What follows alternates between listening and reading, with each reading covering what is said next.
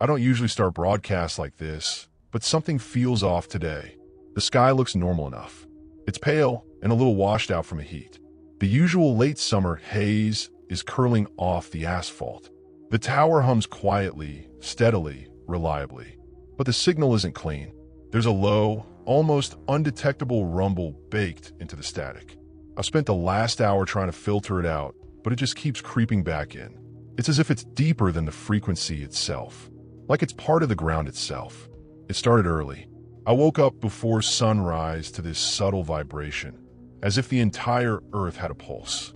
Nothing wild, just a soft, rhythmic shiver, as if something deep down had started breathing in its sleep. I figured maybe it was a minor earthquake. We've had them before, but no alerts came through. No aftershocks, just that throb. In the dirt, in the walls, in the bones. The weird thing is it's still going. I walked the perimeter of the station. I checked the tower legs, the soil, and the old cement footing from when they poured the original foundation in the 70s. Nothing. No damage, no cracking. It's just that sensation. It was as if I were standing on a taut thread stretched deep into the earth, and something way down there was tugging on the other end. At first, I didn't want to mention it on air. You don't want to be known as the local crackpot in a town this small. But then the calls started coming in. The first was from Elliot, just after 8. He said his cows were refusing to step out of the barn. They just stood there with their heads low and their eyes wide, as if they could hear something we couldn't. Then Ruth called. She said the windows in her living room were humming. Not rattling, humming. It was as if the glass itself was resonating with something. That's when I turned on the emergency scanner. There wasn't much, just a bunch of chatter from dispatch about strange sinkholes opening up east of here. No injuries, no cause. The ground was just cleanly broken open, as if the soil had been pulled apart from below instead of collapsing from above. It's probably nothing. That's what I keep telling myself. But the static is wrong. It's not just dead air. There's a pattern. I keep hearing a sound buried deep within it, like a scrape. A slow, grinding shift that repeats every so often, like a breath caught in stone. Every time it comes, my teeth ache. My hands shake. The strangest part? I'm not scared. Not exactly. It's more like anticipation. It's as if something's about to happen and my body knows it before my brain does. Maybe you feel it too. Maybe you're driving on a back road somewhere, your coffee is getting cold, and the radio is tuned low. You've caught the same pulse beneath the signal. Maybe your dog is whining at the back door. Maybe your porch light flickered for no reason. Maybe something in your backyard just feels off. I don't know what this is yet, but I've been doing this job long enough to know when something bigger than us is stirring. It's the kind of thing that doesn't show up on weather radars or emergency alerts. Something is moving beneath us. If you listen closely, you might hear it waking up. You might just hear it waking up. I left the station this morning just for a little while. I grabbed the field kit and an old handheld recorder, then drove out to where they said the ground had split. It's about 30 minutes east, near where the hills are low and the trees are sparse. It's the kind of place where the horizon doesn't end. It just folds back on itself like a sheet. I half expected it to be nothing. A shallow pit, maybe a patch of loose earth. But when I got there, good God, it wasn't a sinkhole. It was a scar. It was maybe 50 feet across with jagged edges crumbling inward, as if the earth had been peeled back with fingernails. There was no smooth collapse, no natural curve, just a violent, uneven tear that went straight down into shadow. It was so deep that I couldn't see the bottom. Even when I leaned over with my flashlight, all I could make out was thick, swirling dust. It was as if the air itself didn't want to let the light through. The worst part was the smell. Not rot, not gas. It was older than that. It was like stone that hadn't been touched in 1,000 years, suddenly exposed to daylight. It was dry, bitter, and full of something ancient. I set the recorder on the edge and let it run. I just sat there listening. I swear there was sound coming from it. Not echoes, not the sound of rocks falling, but sounds, slow, rhythmic movements. It was as if something was shifting far below, like the groan of old would underweight or knuckles cracking in slow motion. I didn't stay long. By the time I returned to the car, my hands were trembling. It wasn't just fear, but a gut certainty that whatever was down there wasn't finished. Back at the station, I played the tape. I ran it through every filter I had, just to be sure. I heard it again, more clearly this time. The sound of pressure building, of soil and stone bending under stress. It was a rising tension, like the pause before a muscle clenches. Then at exactly 28 minutes and 11 seconds, there was this moment, this sound like a single, massive exhale. It was as if something below the earth had just breathed out. That's when the static kicked in. I've been broadcasting it on a loop ever since. Nothing added, nothing taken away. Just that sound, repeating over and over. If anyone else hears it, maybe they'll know what it means. Maybe someone out there has heard it before. Or maybe it's new. A first breath from something that has never moved before. I can't stop thinking about the shape of the fissure. Not just the tear, but also how the edges bend back. It wasn't a collapse. Like it was opened. As if something underneath wanted out. I don't want to speculate too much. Not yet, at least. But this isn't a natural disaster. It's not a fault line, a cave-in, or an earthquake. It's a beginning. I think we just felt the first tremors of something we were never meant to unearth. If you're driving east, avoid mile marker 74. The road is crumbling, and the trees are leaning away from it as if they're afraid. If you hear a low hum in your tires, like a heartbeat, don't stop. Don't stop. Don't listen. Just keep driving. The hand appeared yesterday. To be clear, when I say hand, I don't mean a shape in the clouds or a poetic metaphor for destruction. I mean it literally. Fingers. A palm. Knuckles that cracked open the soil like dried clay. It rose slowly and silently from the fissure outside town, as if it had all the time in the world. And it just stayed there. It reached upward, unmoving and impossibly still. It looked as if it had been frozen mid-prayer or mid-grasp. I saw it from the tower roof. I went up just after sunset, as I always do when the signal acts up. I was hoping for a clear view of the horizon, something to remind me that the world was still vast and simple. But there it was, 5 massive, stone-like fingers piercing the sky and silhouetted in the last light of day.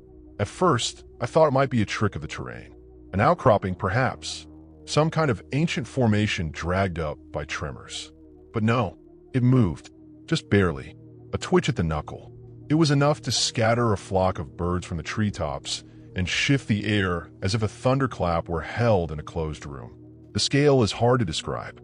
You think you've seen big things, mountains, towers, and storms rolling in across the plains. But this thing isn't just tall. It's the wrong size. It bends the space around it. It makes you feel small in an unnatural way. It's as if the sky doesn't know how to fit around it. The call started again last night. Listeners from the edge of town reported having nightmares. One man said he saw a hand made of roots and teeth in his sleep. A woman claimed it knocked on her ceiling from below. Others just cry or ramble. They don't seem to know they're even calling. Throughout it all, the signal has been changing. It's subtle, but it's there. A hidden tone in the frequency, deep and droning, like a note from a tuning fork the size of a cathedral. When I overlay it with the recording from the fissure, they match. Not exactly, but close enough to make my skin crawl. The same pitch, the same cadence. It's as if the hand is broadcasting. The part that really gets me is that it isn't decaying. It should be covered in dirt and show signs of erosion and wear from centuries of use. But it isn't. It's clean, smooth. It's not marble or stone, but something else. It reflects light differently, as if it remembers being part of the earth, yet never belonging to it. I can't stop watching it. Every time I look out the window, my gaze is drawn to its jagged silhouette on the horizon. It hasn't moved again, not visibly at least, but the pressure in the air has changed. My ears even pop when I'm standing still. The birds are completely gone. There are no insects. There's no wind. It's as if the world is holding its breath. I think we're the ones who are unearthed. If this hand belongs to something bigger, and God help us, it certainly seems to, then what we're seeing is just the beginning. A finger poking through the veil. Testing. Reaching. I'll keep the signal live as long as I can. If you can hear me, if you're still tuned in, record everything. Describe what you see. Maybe if we pull it all together, we'll understand it before it finishes whatever it started. Because the moment that hand clenches, I don't know what will happen next. I didn't sleep again. I tried. I made some tea, shut off the generator for a while, and even put on an old cassette of traffic jingles. Apparently, hearing mundane nonsense resets your brain. But I just lay there with the blanket pulled up to my chin, listening to the slow grind of silence pressing in from outside. I kept thinking about the hand. It's not just the sight of it anymore. It's how it makes everything else feel distorted. Time has gone strange. This morning, I swear I watched the sun freeze for a few minutes over the ridge. Not figuratively, but actually stop like someone held it in place with invisible fingers. The shadows didn't move. The air didn't shift. Not even my coffee steamed right. Then, like a skipped frame, the world lurched back into motion. In that moment, I swear I heard something. A voice. Not loud. Not human. It was more like a chorus of low vibrations crawling through the walls. It didn't speak in words. It was too old for that. Rather, it was more like meaning pushed directly into the brain. It was unfamiliar yet undeniable. It said, "You are awake beneath us." I haven't been able to stop repeating those words in my head. What does that mean? Are we awake? Beneath whom? Who or what are they? I've tried contacting other stations, but there's been no response. Total blackout. Most of the internet is down. Even the major relays aren't responding. It's as if someone pulled the plug on civilization's back end, and we didn't notice until it was too late. Only low-band analog still works. I guess that's why you can hear me now. If you can. The town is empty. I drove through just before dusk, and it was like walking through a film set after everyone left. Cars are still parked. Doors were wide open. Lights were flickering in the windows. But there wasn't a soul in sight. The only thing that moved were the power lines. They were vibrating, not from the wind. There was no wind. The lines buzzed steadily, as if something deep below were tugging on them through the poles. Not hard, not violently, just enough to say, "I see you." When I returned, I examined the seismic logs from the backup drives. There was a signal, a perfect 5-beat pulse, spaced evenly like fingers tapping on the planet's crust. 1, 2, 3, 4, 5, over and over. And the depth of it, the source, far deeper than any earthquake I've ever recorded. Almost below measurable Earth. It's as if it's reaching through dimensions, not dirt. I've been sitting here with a microphone open, watching the tower sway slightly in the breeze. But there's no wind. Not really. Just pressure. Just presence. If you're still out there and have seen it too, that impossible hand clawing into the sky, write it down. Record it. Because this isn't just geology. It's not just weather. It's not just a freak act of nature. This is contact. I don't think it's finished yet. I didn't sleep again. I tried. I made some tea, shut off the generator for a while, and even put on an old cassette of traffic jingles. Apparently, hearing mundane nonsense resets your brain. But I just lay there with the blanket pulled up to my chin, listening to the slow grind of silence pressing in from outside. I kept thinking about the hand.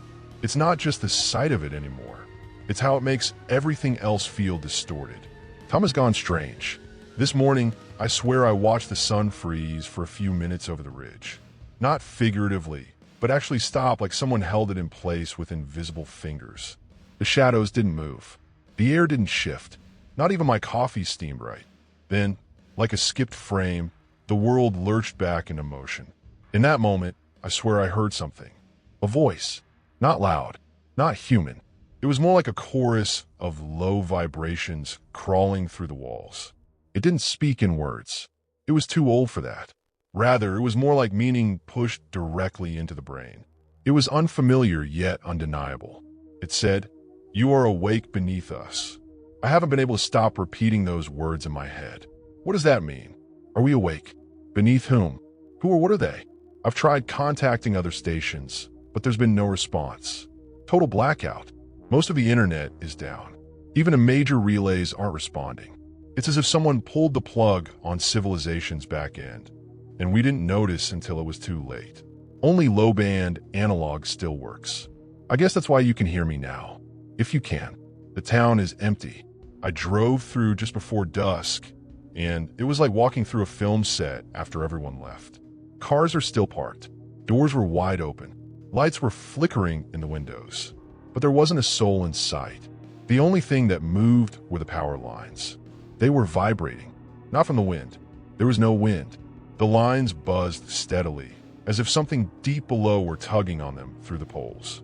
Not hard, not violently, just enough to say, "I see you." When I returned, I examined the seismic logs from the backup drives. There was a signal, a perfect 5-beat pulse, spaced evenly like fingers tapping on the planet's crust. 1, 2, 3, 4, 5, over and over. And the depth of it, the source, far deeper than any earthquake I've ever recorded, almost below measurable Earth. It's as if it's reaching through dimensions, not dirt. I've been sitting here with a microphone open, watching the tower sway slightly in the breeze. But there's no wind. Not really. Just pressure. Just presence. If you're still out there and have seen it too, that impossible hand clawing into the sky, write it down. Record it. Because this isn't just geology. It's not just weather. It's not just a freak act of nature. This is contact. I don't think it's finished yet. Today, for the first time since this all began, I saw someone else. At least, I think I did.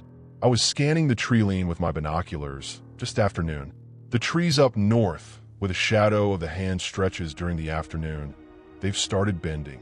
Not breaking, not falling, just leaning, as if they're being pulled or maybe bowing. It's hard to describe, but they look wrong. Twisted slightly, like their sense of vertical's been redefined by something that isn't gravity. And then movement. Right at the edge of the woods, between two pines, I caught a figure.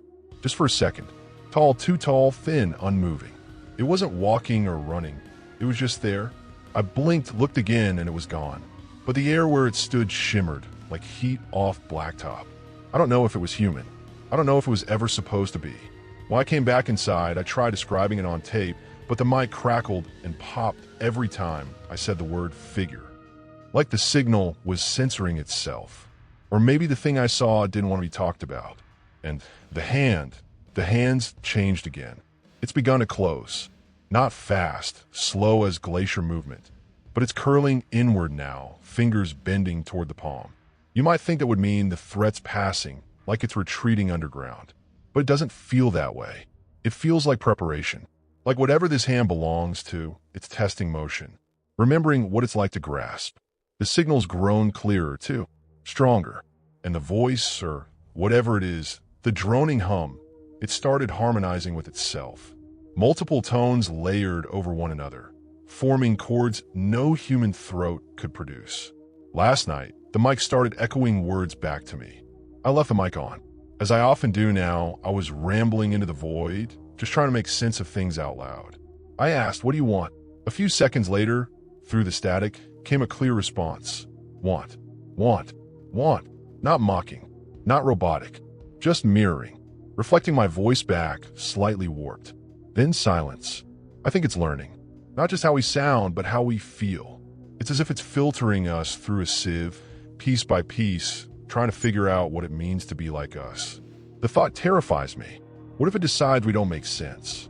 There's an old map of the fault lines near the transmitter. I studied it this morning, looking for any record of a formation like the hand. There's nothing. The ground beneath that fissure was considered stable and uneventful, geologically boring, even. And yet, here we are. What kind of being lies buried beneath a sleeping planet for eons, only to stretch toward the sky now? Why now? What has changed? I keep watching the horizon. Every night, it feels closer. The hand, the figure, the signals, it all feels closer. It's as if the world is shrinking around one terrible point.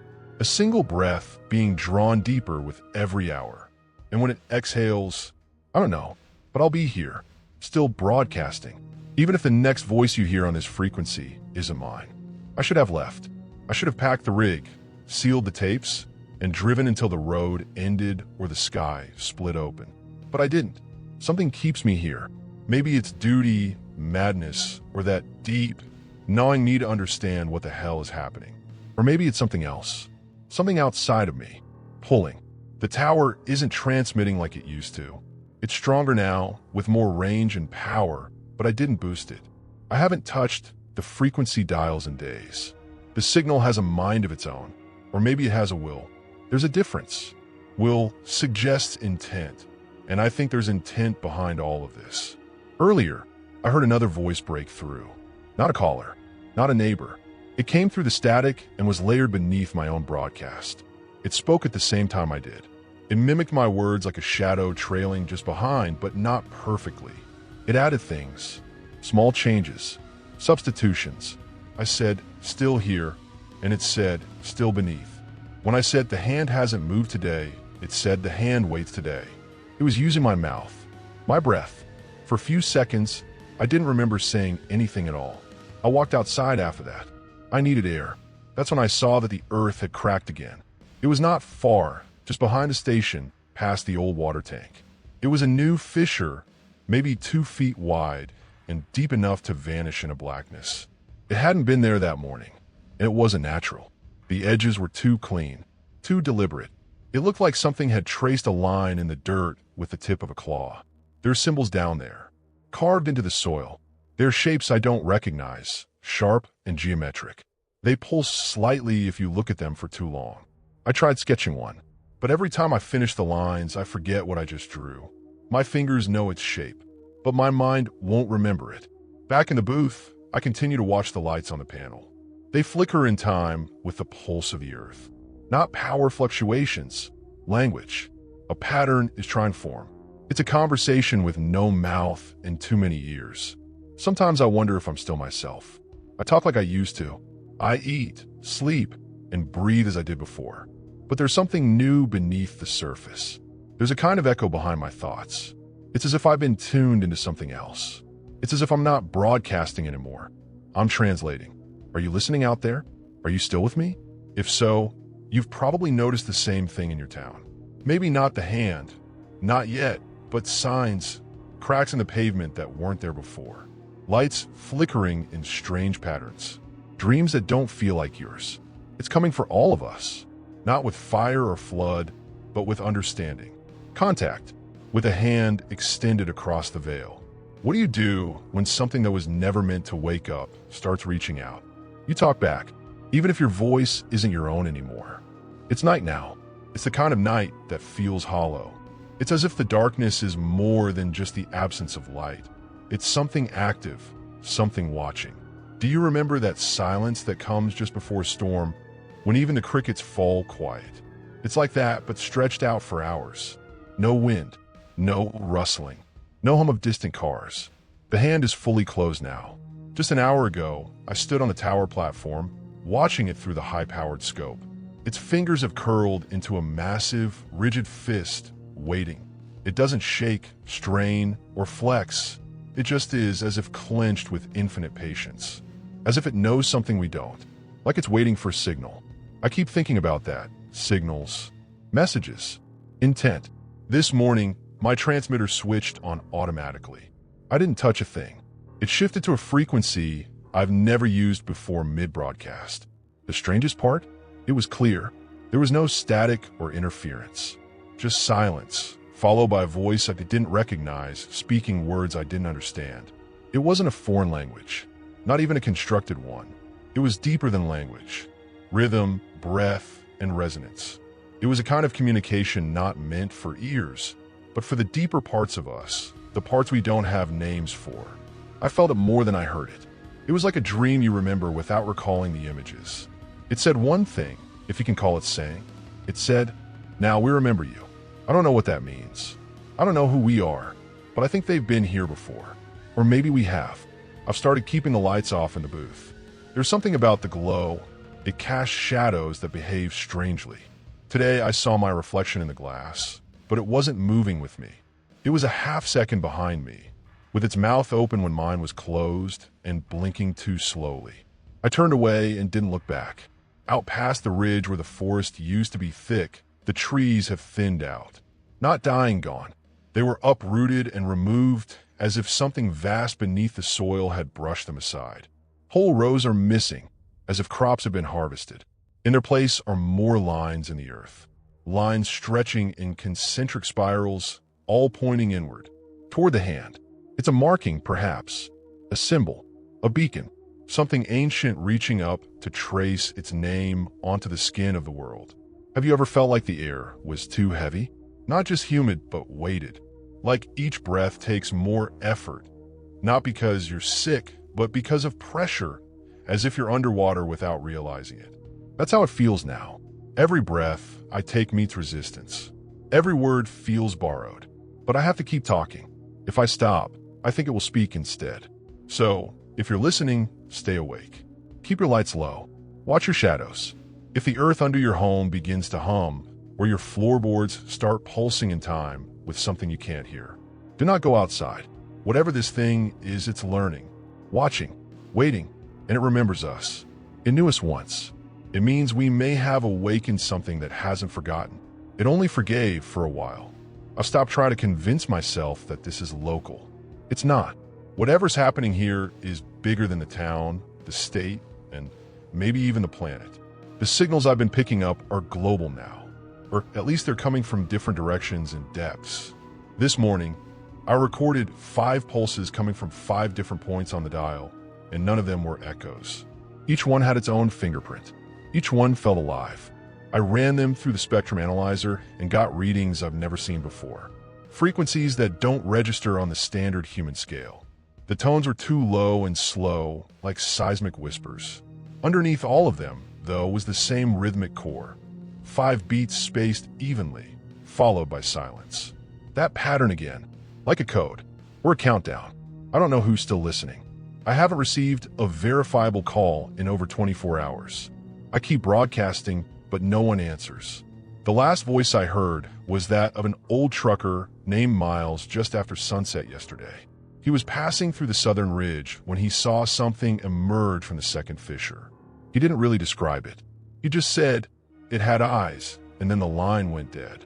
I replayed that clip over and over. It had eyes. Whatever he saw, it's not just a hand anymore. Maybe it never was just a hand. Perhaps it was only part of something larger.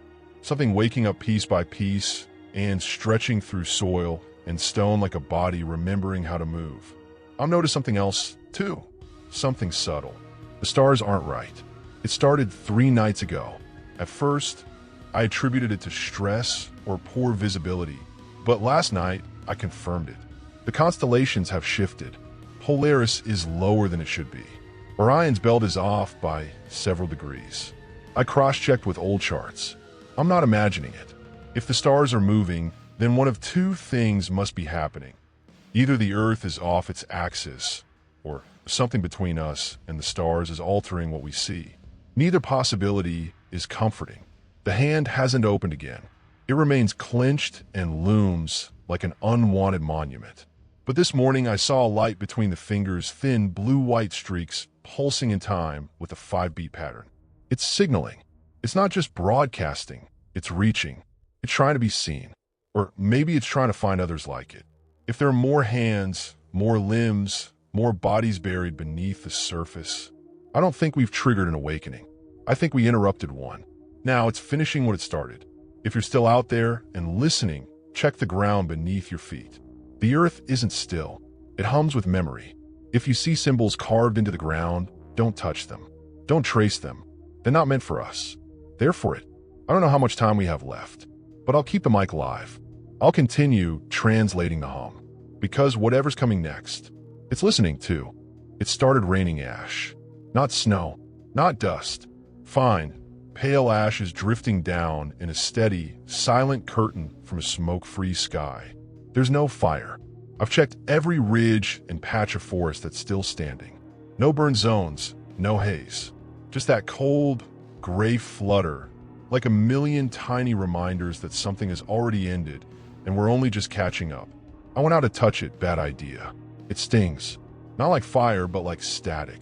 Each fleck carries a faint, yet sharp charge, enough to bite through cloth. When I looked at my hand afterward, the prints were different. No longer mine. The swirls and ridges had somehow shifted. Not erased, rearranged. Something about this ash is rewriting things. It's replacing the world bit by bit, molecule by molecule. I wiped it off the doorframe, but an hour later, it had reformed into a distinct shape. Not quite a handprint. There were too many fingers. Too long. It's like a memory trying to imitate what it touched. I've sealed the booth.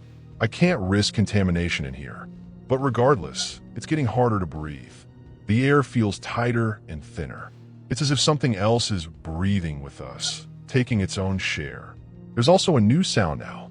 It started last night, just after 2 a.m., a low, continuous drone.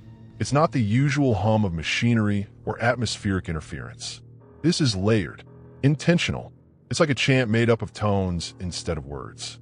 I recorded a segment, looped it, and ran it through my software to look for patterns. You won't believe what I found. It's coordinates. Not latitude and longitude, but something older, cylindrical harmonics and resonance mapping. After cross-referencing ancient seismic data and unusual mathematical formulas, I discovered that the location is real. It's a spot deep in the Pacific, off any trade routes and too deep for normal exploration. The trench, there has no name. It has been cataloged and dismissed as unremarkable. Until now, that same location showed up again, this time carved into the side of the water tank outside the station. Deep gouges. They weren't made by tools. They were made by pressure. It's as if something pressed a fingertip into the metal until it gave way. So now we have a message. Not just a signal or a voice, but an invitation. Or maybe a threat. It's difficult to discern when the entity communicating with you doesn't think like a person. The figure returned this morning. The one from the trees. I saw it at the edge of the broadcast tower's range. Closer this time. No face. Just an outline. It was as if it were made of shadow and the memory of a shape. It didn't move forward or back. It just stood there, watching. I didn't wave. I don't think it would have mattered anyway. There's tension in the ground again. That old, buried heartbeat. And the hand, it twitched. It wasn't a full movement, just a ripple through the tendons of the land, as if something beneath had shifted position. Getting comfortable, getting ready. And for the first time, I heard it speak. Not through the radio. Through me. I was talking. Just to sign off. Nothing special. Then, my mouth said something else. Something I hadn't thought or planned. Open the shell, it said. Then, I blacked out for 2 minutes. When I came to, the mic was still hot.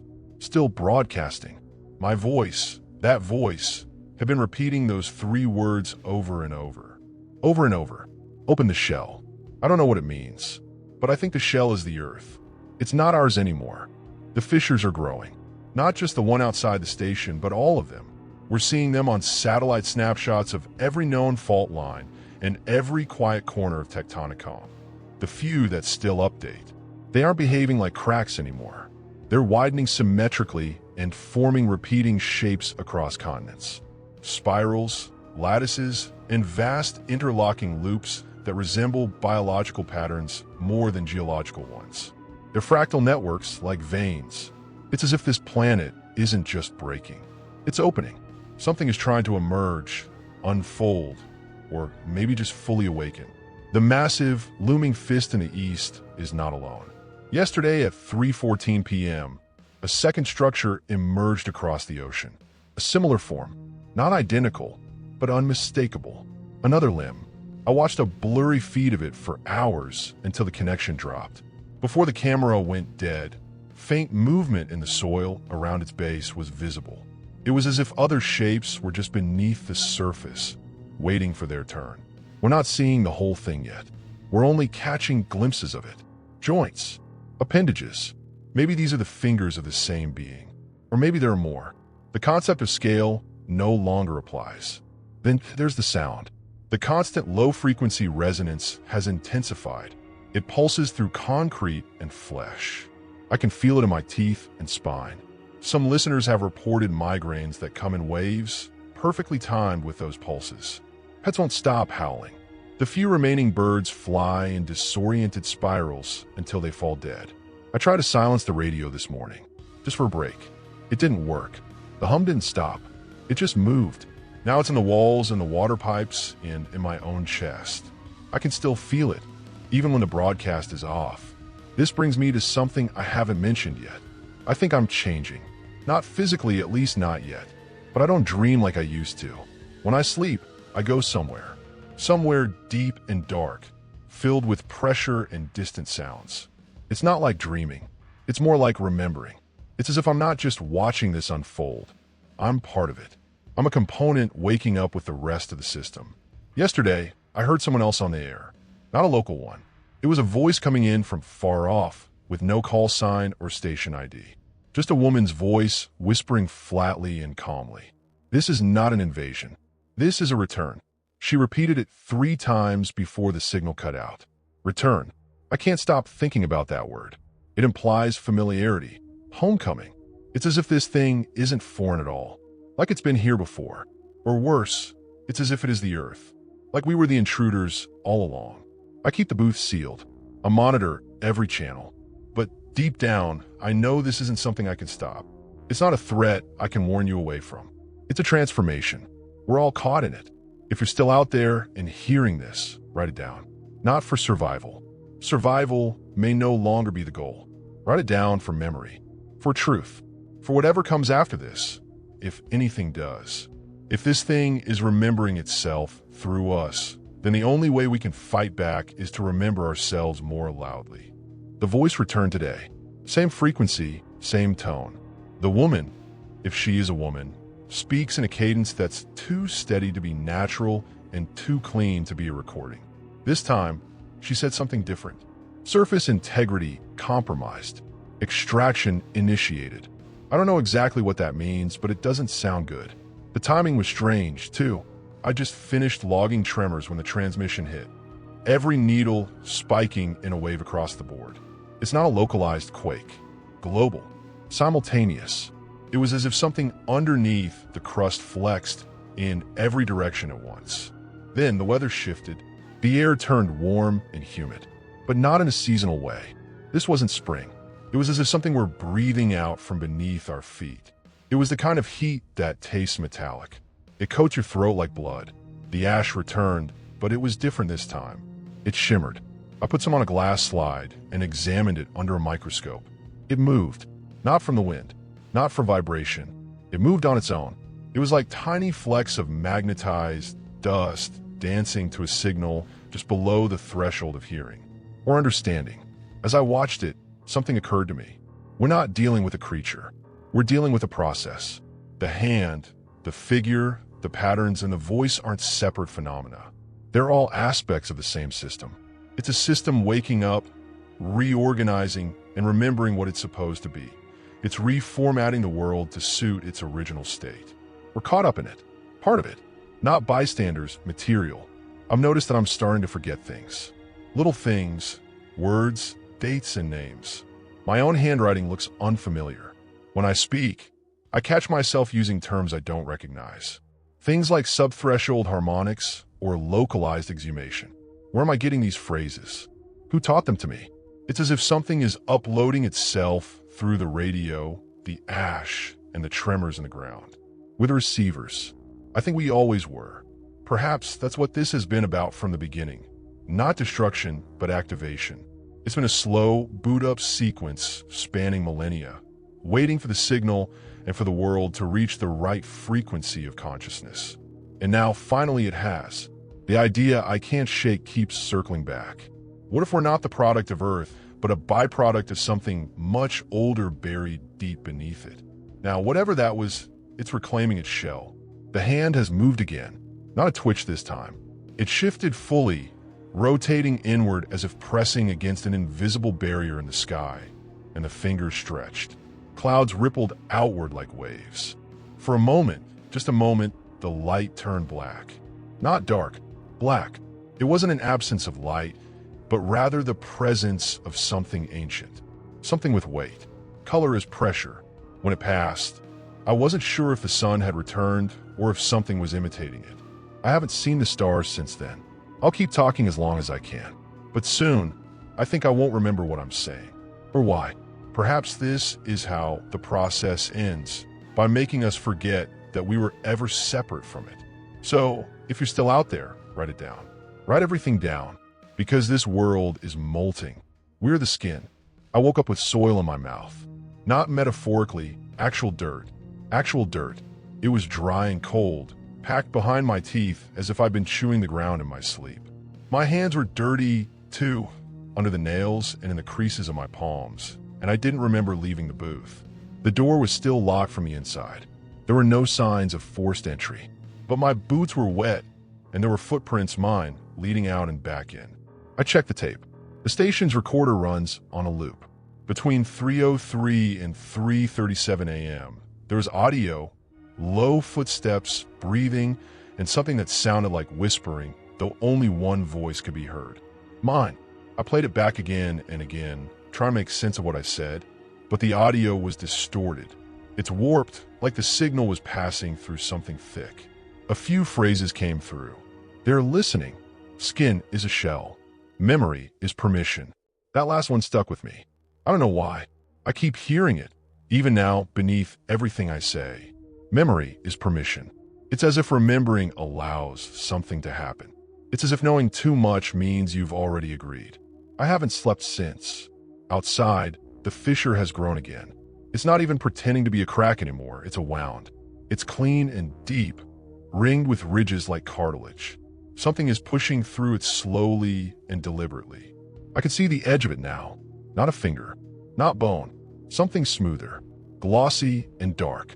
Not black, void-colored. It's like a surface that eats light, drinks it like breath. It twitches every hour on the hour. Not randomly, but on a schedule. That's not biology. That's intention. The figure in the trees has moved closer. At dusk, I see it standing at the edge of the station's floodlights. It doesn't approach. It doesn't wave. It just stands there, a long shadow with no source, watching. Or maybe waiting. Every night, it's a step closer than before. Tonight, it stood where the old generator used to be. And the hum? It's inside now, not in the equipment. It's in me.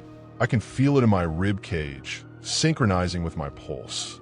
It's like a new heartbeat, one I didn't ask for and that didn't originate in my body, yet it beats anyway. When I speak, it sometimes echoes beneath my words, a second voice that is deeper, lower, and ancient. I don't recognize myself in the mirror anymore. It's not because I've changed exactly, but because the reflection feels like it's waiting to change. Like it's on a delay. Like any second now, it'll twitch wrong, and I'll finally see what I've become. If I've already changed, I don't know what happened. Maybe that's the point. Maybe it works slowly enough that you don't notice until it's finished. The voice on the radio, hers, is clearer now. She's speaking more frequently and saying names I don't recognize, places I've never been, but I get the sense that I'm supposed to know them, that I should know them.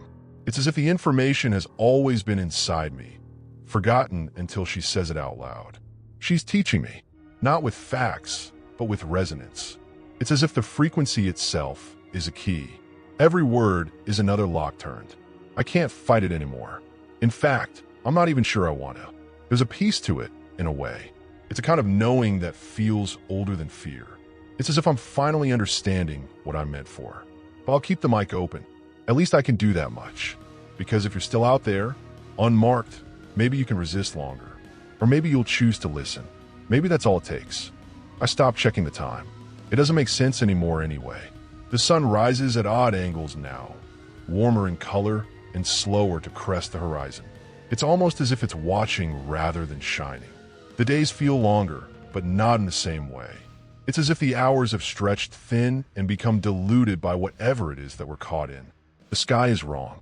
I know I've said that before, but it's worse now. Last night, the stars didn't just shift, they blinked out. One by one. It was as if someone were dragging a curtain across the heavens. Then, for a solid hour, nothing. A void, blank and total. No light, no satellites, no shimmer. Then they came back, but not in the right places. The constellations I've known since childhood are rearranged and misaligned.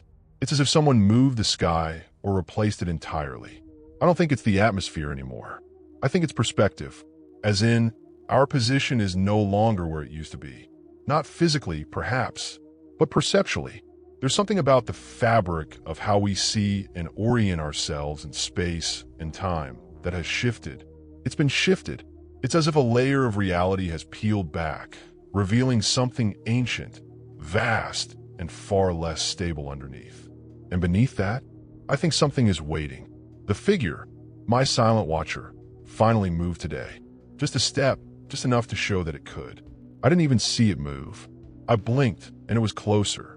Now it's 15 feet away, standing in the gravel. still not speaking. It still wasn't revealing its face, but it breathed. I could hear it, deep, rhythmic, and quiet. It was as if it were trying to sync up with my own breathing. I didn't back away. In fact, I don't think I could have even if I'd wanted to. The humming inside me has turned into pressure. It's like static building up behind my eyes. It's not just inside me anymore. It's inside the station, leaking from the wires, the walls, and even the recordings. The few listeners who still check in have started sending messages again. But their words are strange. They talk about dreams that feel like waking and landscapes that change when unobserved. One said, "I saw a hand in my ceiling." Another said, "The shadows blink now." The most chilling statement of all was, "I heard your voice on every station. I haven't left 103.7, but I believe them." There's something in the frequencies, something that piggybacks on attention. The more you listen, the clearer it becomes. The more you remember, the deeper it takes root. The more it takes root, the more it speaks through you. I played back last night's recording. At exactly 2:22 a.m., my voice changed mid-sentence. It drops an octave. It says, with perfect clarity, "The gate is open." I don't remember saying it, but I felt it. Outside, the hand has further split the earth. Now, I can see a second arm curl beneath the soil like a serpent beneath skin. It's not flesh, it's stone, light, or something in between. It glows faintly in the dark and breathes. Breathing. And the worst part? I'm no longer afraid. I should be, but all I feel is anticipation. It's as if something in me has been waiting too. Waiting for the hand. Waiting for the gate. And now it's almost time. This might be the last time I speak to you. It's not because I'm dying, not in the traditional sense at least. I'm still here. I'm still breathing. I'm still sitting at this desk with the blinking red light that says I'm live. But something is ending. Peeling back. Letting go. The ground cracked completely this morning. Not a tremor. Not an earthquake. A fracture. A deliberate line stretching from the northern ridge straight through the valley.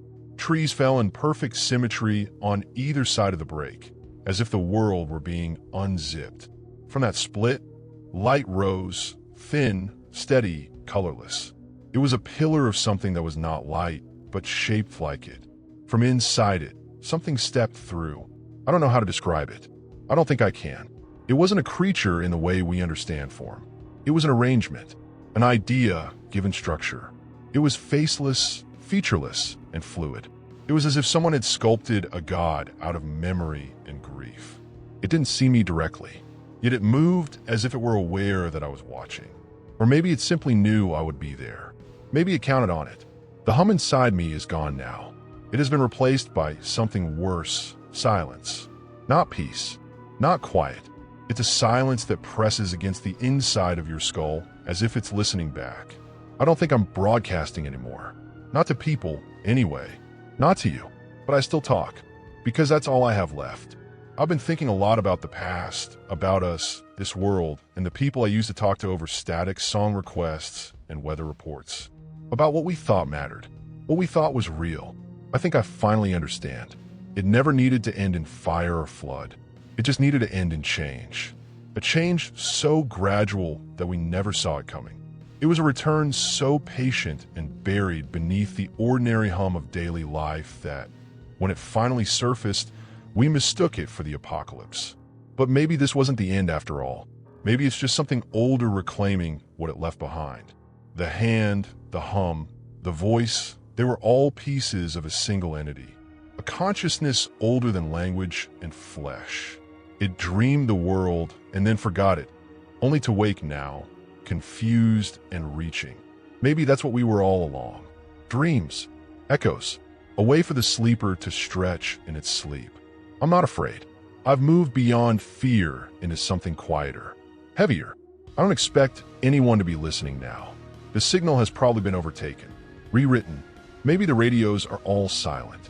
But by some strange miracle, if you're hearing this, look around. Really look. If you see the sky ripple, the stars blink strangely, or the ground hums with pressure, you haven't lost your mind. You've just been remembered. When the silence comes for you, like it did for me, don't resist. Don't run. Just let it in.